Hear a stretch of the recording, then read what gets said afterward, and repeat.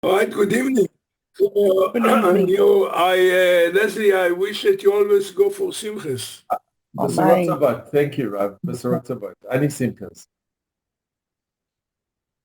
Yeah, how is everybody?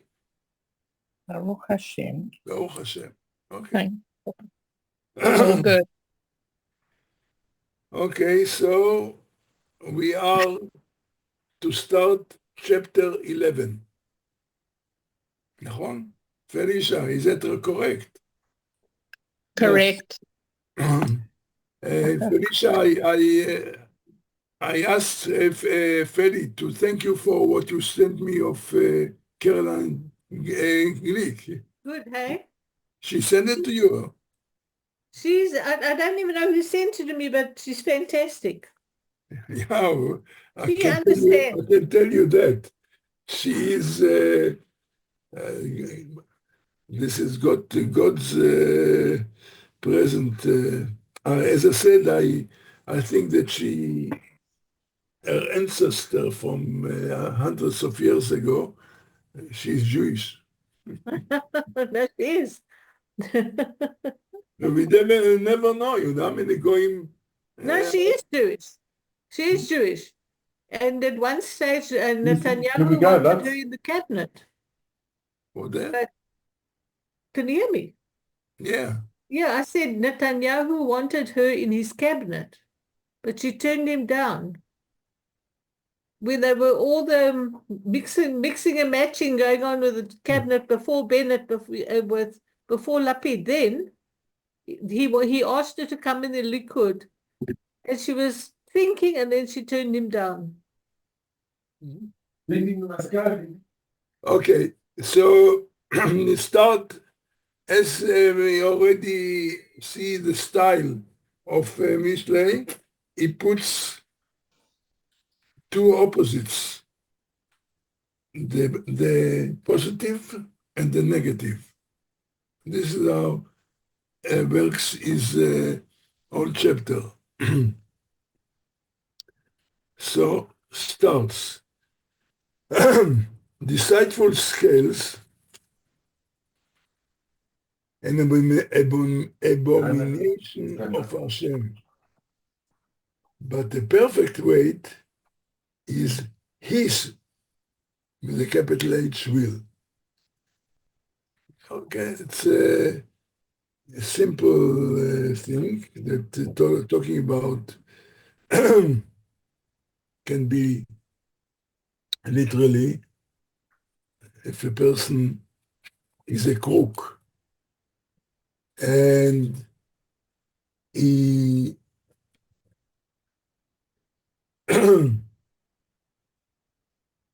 and he uses scales which are not right. In fact, the Gemara says that even if he doesn't use it, by the mere fact that the person possesses scales which are not exact, this abomination. We understand that even if he doesn't use it generally, but the mere fact that he possesses such a thing might have an attempt. He will think, well, I can use it and I can make money. So the Yetzer might get hold of him. So therefore, a person actually is not allowed to have scales which are not balanced and right. And I'm trying to find out.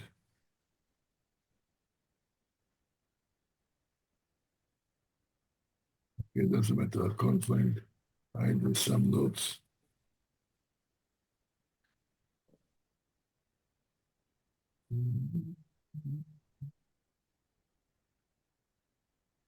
Okay, it doesn't matter. The point is clear that Even Shleima, if a person have the exact scales, the perfect weight, this is Hashem's wish. So Hashem wants us to live with honesty. And anything which is against honesty, this is abomination. Number two, when willful weaknesses comes, then comes disgrace. But with the modest is wisdom. Just as I said, pay attention. I see every verse, two opposites. By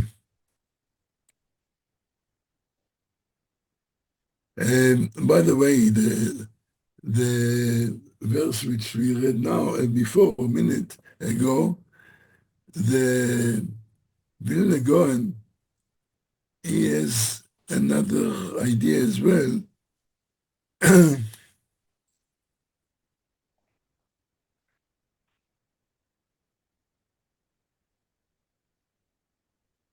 If a person now can talk about a rabbi or a leader, that if he with himself is lenient, he take a lenient stand when it comes questions in halacha, so he's not a machmir. But to others, he puts all the stringent laws. So this is abomination. And more than that, he brings, the Gemara says, there is, in the Gemara, we have disputes between Bet Shammai and Bet Hillel, two schools of Tanaim, Bet Shammai and Bet Hillel. Usually,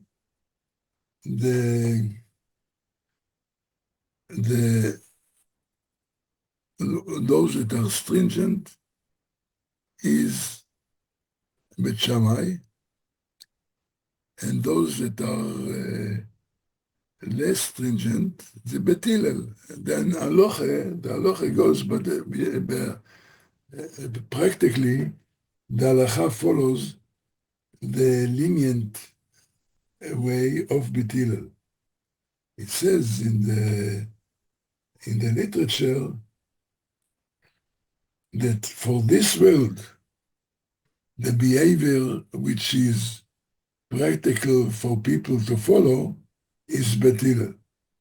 But when the world will be in Mashiach time, the world will be in higher spiritual level, then the halacha will be like Bet Shammai. Then it will be the stringent halacha. So the Gemara says, if we must understand that Bet Shammai and Bet Hillel, the two schools, have got ways in halacha where they based their principles on. But what happens, you take, if a person does all the chumos of the world, the stringency of Bet Shammai and the stringency of Bet Hillel. He machmir of everything. Here, the Gemara says, this is stupid. If you take all the leniencies of Bet Shammai and the leniency of Bet Hillel, Rasha, this is wickedness. On the other hand, if you take all the stringencies, all the chumrot of Bet Shammai and the chumrot Bet Hillel, this is stupid. Ksil. Each of them, Bet Shammai and Bet Hillel, they've got away some matters. They are stringent, and sometimes, and some others, for reasons, of course, that they interpretation of the text or whatever. But they've got consistency. Bet Shammai is stringent. There are certain things that they are lenient.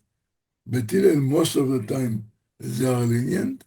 Sometimes they are stringent. So if a person takes all the stringencies of both, and doesn't take no coolness, no leniency, this is stupid, ksil. On the other hand, if a person takes all the leniencies, then it's wicked. This is not what a way of God. So now we go to the second. When a willful wickedness comes, then comes disgrace. But with the modest is wisdom.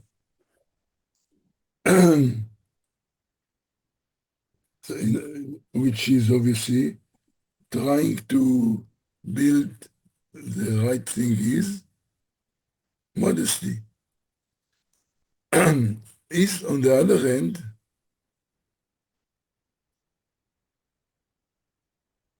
if a person comes willfully to put down people, and with this he thinks he's going to build up his honor, then this is what he says, a terrible thing. Yavo kalon, it's only cause disgrace. However, people who are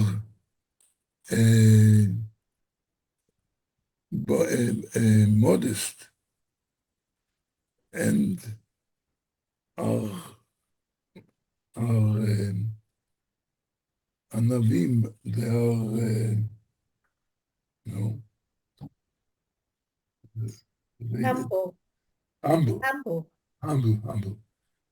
humble people, and they keep themselves quiet, modest. This is wisdom. When you're becoming, want to show yourself and so on, this can eventually lead to a disgrace of yourself. You think you are winning honor. It might draw you into disgrace.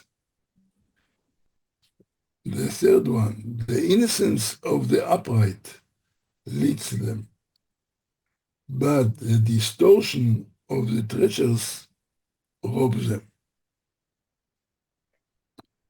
Talking about the whole time, he got question trying to derive certain qualities, which obviously it tries to recommend: honesty,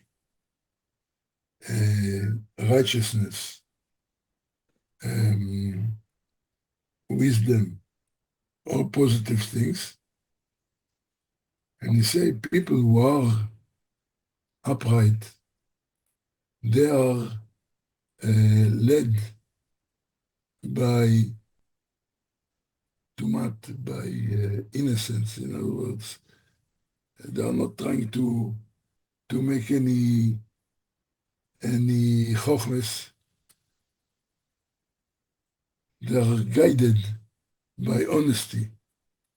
However, the distortion of treasures eventually will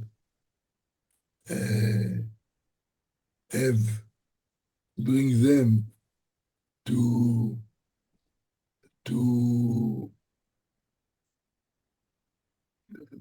it will rob them from what they think they're not going to win in this.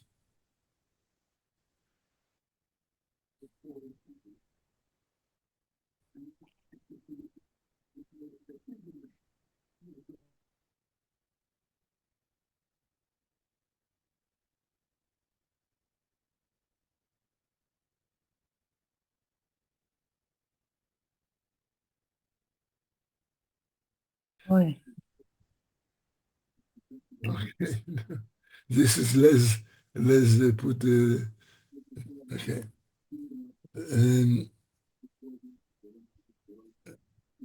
So we are talking about honesty, righteousness, the upright people, they are being led by yashar, straight, honesty.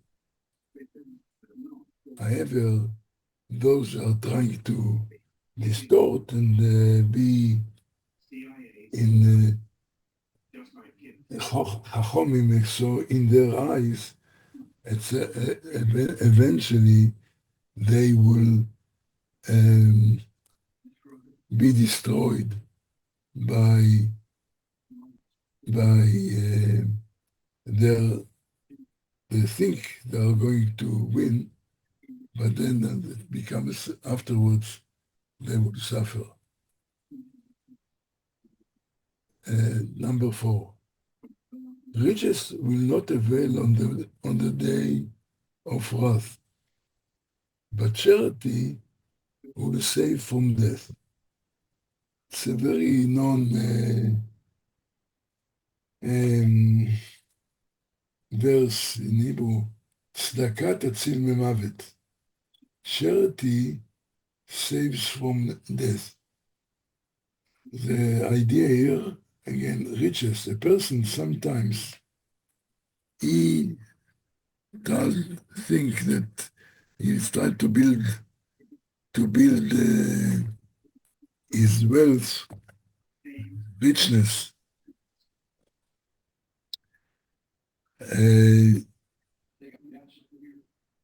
then this is not going to help him in day of wrath. You cannot appease Hashem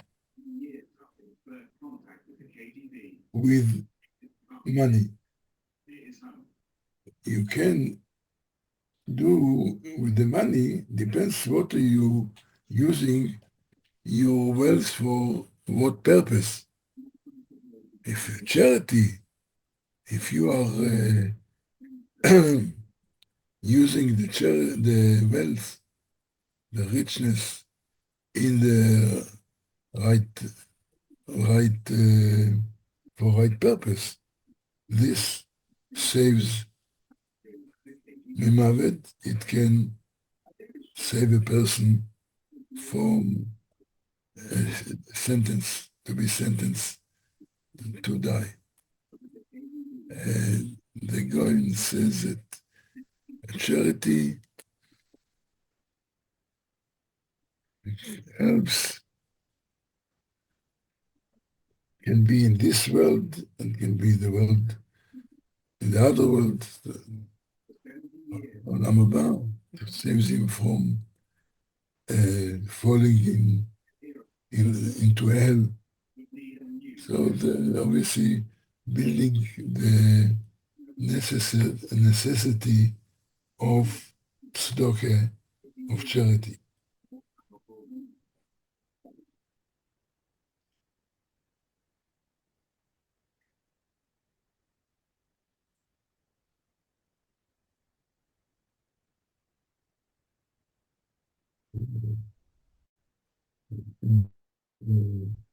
The Gemara say the verse means charity will save a person from the punishment of Gehenna, which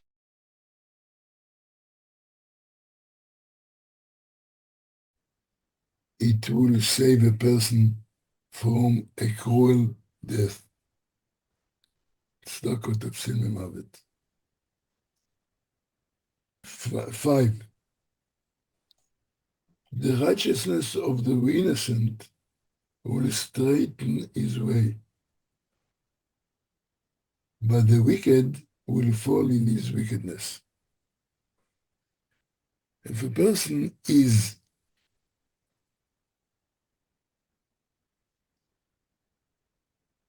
trained himself in a way of righteousness, even if he's not such a big scholar or knowledgeable, but he does the right things.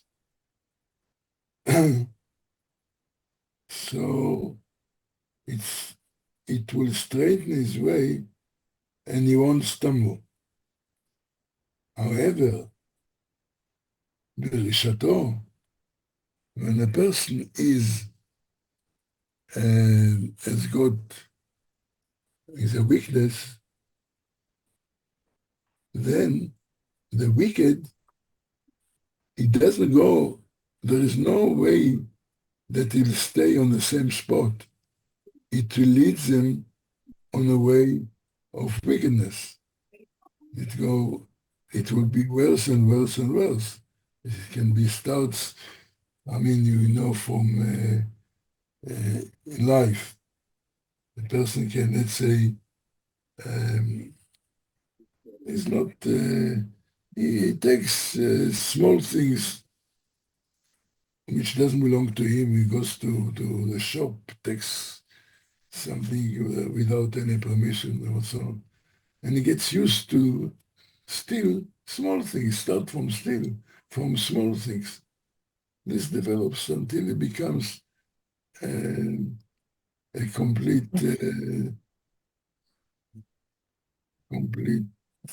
book. So there is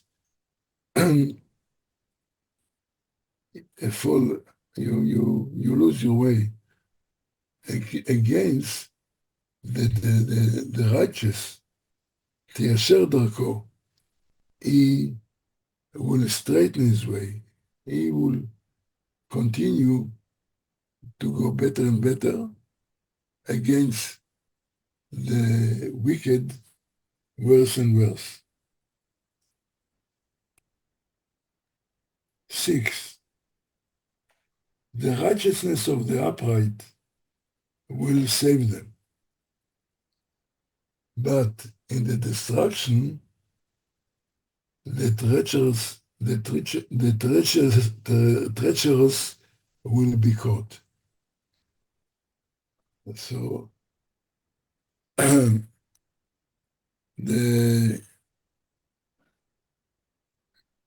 yes, let's continue the same idea.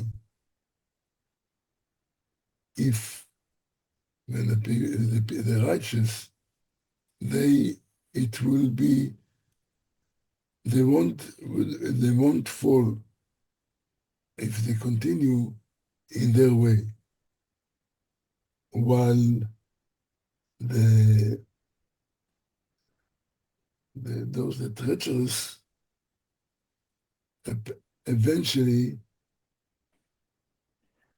be caught and of course will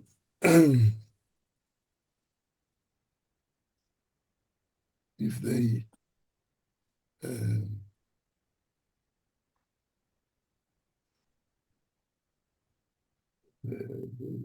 one of the commenters said, those people who wants to, the plan are to do evil with others, or to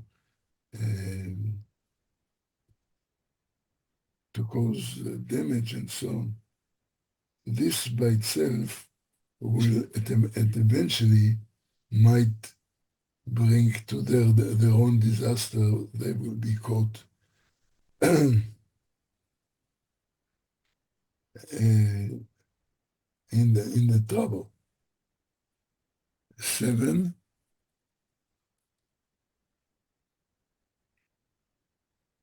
Bemot. I'm sorry, the English.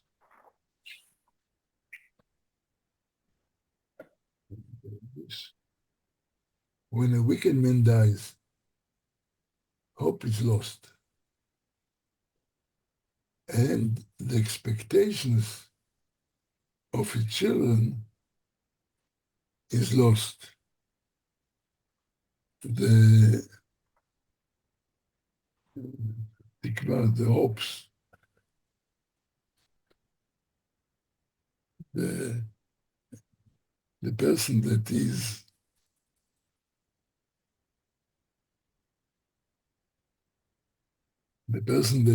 wicked, he doesn't leave anything valuable when he dies. The children, what he thinks, they will benefit. The expectation of the children is not going to help them when their father, so to speak, the wicked, dies. However,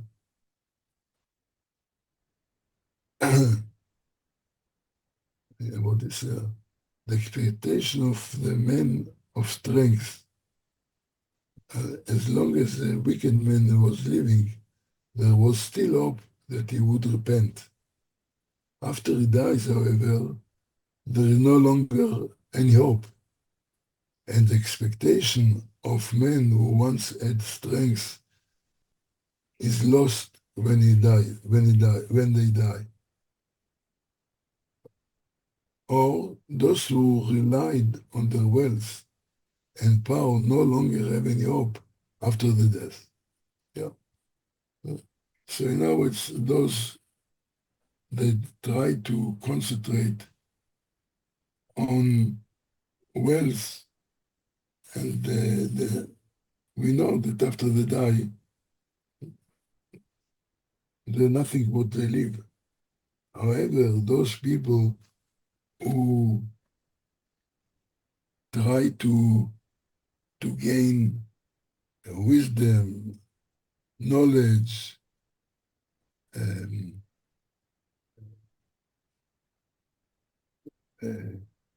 good way of living, this is something that that their children gain after their father dies as well.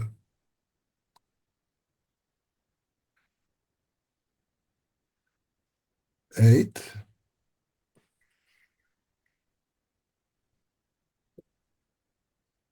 A righteous man is extricated from trouble, and a wicked man comes in his stead.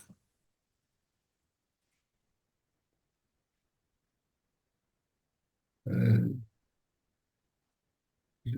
righteous, what they going on to say, the righteous man, he will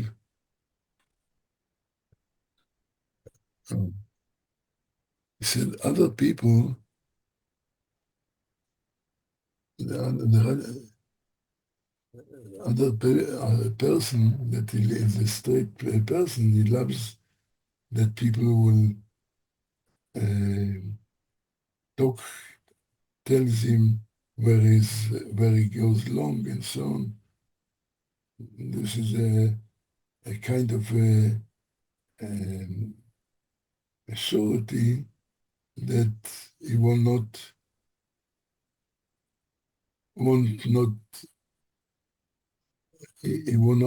fail, not to fall. Instead, the wicked man is the one that will, he doesn't listen to others. So in time of trouble, it's the righteous man will be somehow saved, and the one that will be the one to suffer will be the wicked instead. The 9, with mouth the flatterer destroys the neighbor, but with knowledge righteous men are extricated.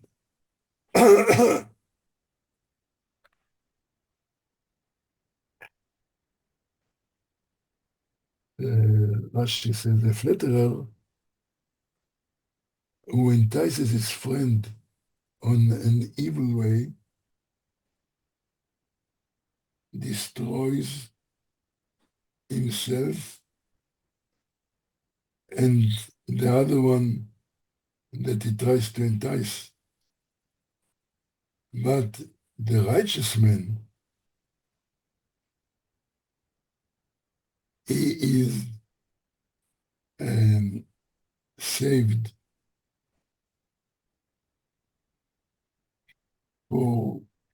from the way how the wicked tries to entice. Is one that is not going to be to follow the way that the wicked tries to entice him.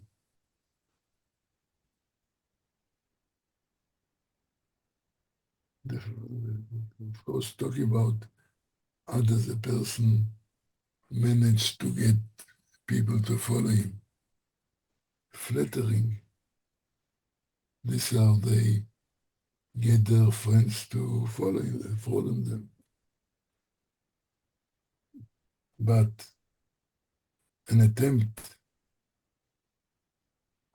by the wicked to catch the righteous will fail because they've got their way safe and how they want to live, and they are not going to be just enticed to do something wrong. Number 10, when it goes well with the righteous, the city rejoices. And when the wicked perish, there is a song. So they're talking about the asset of the righteous people to society.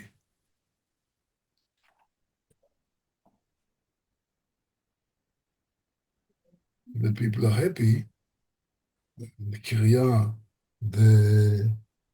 what is the translation? The city. The city rejoices. In other words, if there are righteous people who lead and people follow them. So then everybody wins. The Ibn Ezra says, when God bestows goodness upon the righteous, the people of the city rejoice, and when the wicked perish, the people sing. When does, it's when the righteous people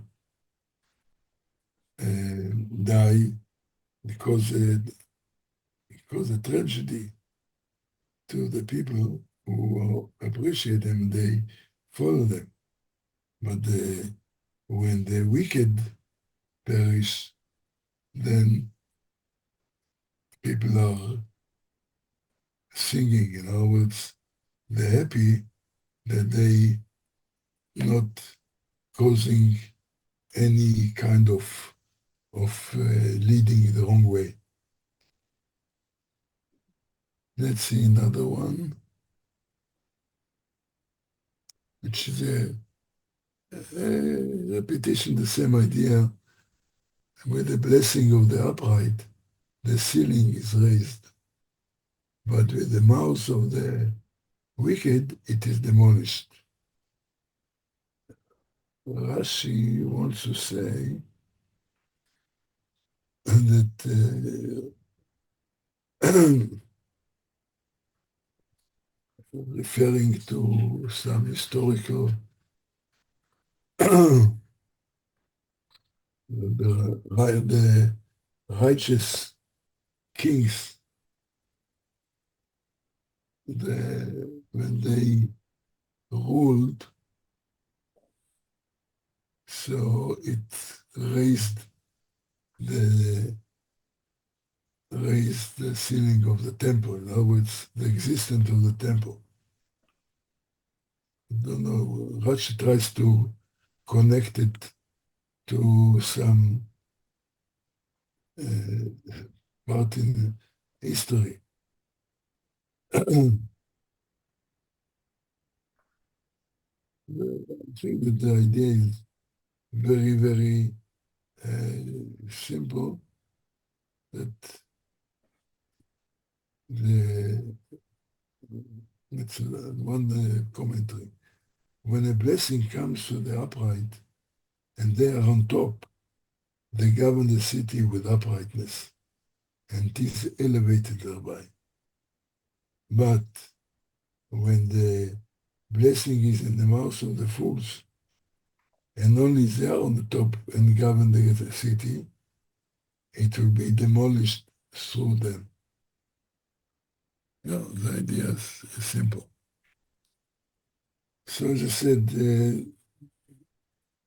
we see going along, we try to put this, the good and the evil, opposite. What are the consequences of righteousness against the destruction, the downfall, which is caused by the wicked. Okay, so we'll stop here and we'll start, please God, next week in verse 12. Thank you. Thank you, Rav. Thank you, Rabbi. Good night. Thank you. Bye. Thank you. Only to hear Pshirot Tovot, to hear only good news. Amen. Pray now, maybe I'm sure that you are following the politics, what's going on now with Syria and so on. Maybe God now has got away, intervenes, and maybe we'll see a change in the whole situation. There are a lot of hopes also in change of government when Trump will start his presidenthood. So we have to daven. Thank you, Rabbi. And we must to be healthy. Fine. This is important. Amen. Yes. Health. Man. Thank you, Okay, Rav. have a good Bye. Shabbos, everybody. Good week. Bye. Thank you. Thank you. Bye-bye.